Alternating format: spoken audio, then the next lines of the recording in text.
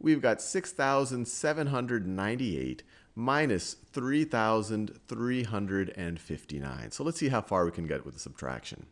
So immediately when we go into the ones place, we're going to try to subtract a 9 from an 8. So we immediately reach a little bit of a stumbling block.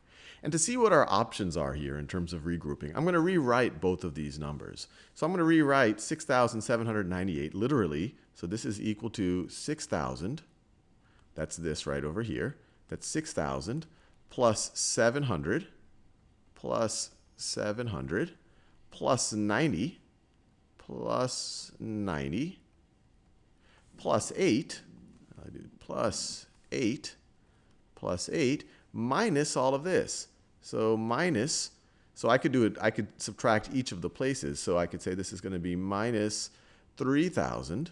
So minus 3,000 minus 300 minus 300 minus 50 minus 50. A 5 in a tens place is just 50 minus 9 minus 9.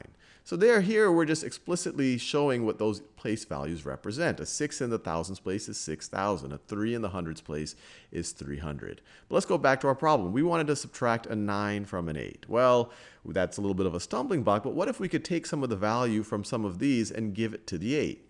In particular, we could go one place value up to the 90. And what if we were to take 10 from the 90? So let's do that. If we were to take 10 from the 90 becomes 80. But we don't want to change the value of the entire number, so we're going to give that 10 to this 8. So we're going to give that 10 to the 8. We're essentially regrouping right over here. And then that 8 can become an 18. Notice, I did not change the value of the number. I just essentially changed how I represented it. Instead of saying it's 6,000 plus 700 plus 90 plus 8, I'm just saying that it's 6,000 plus 700 plus 80 plus 18. Those are both going to give you 6,798. But now it becomes a little bit easier for us to actually subtract. Now if we subtract, I have 18 minus 9, which is 9.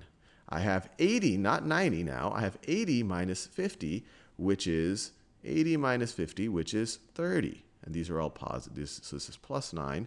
This is a positive 30. 80 minus 50 is 30. I have 700 minus 300, which is 400. And I have 6,000 minus 3,000, which is 3,000. 3,000. So this is literally going to be 3,000 plus 400 plus 30 plus 9, or 3,439.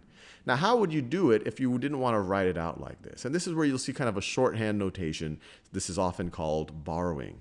So you say, look, I got an 8 in the ones place. I want to take a 10 from this 90. So it's going to become an 80, but we'll just write it as an 8 because it's in the tens place. This 8 represents the 80. And I'm going to give that 10 to the ones place. So 10 plus 8 is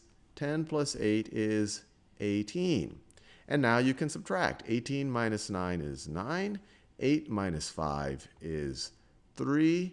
7 minus 3 is 4. 6 minus 3 is 3. 3,439.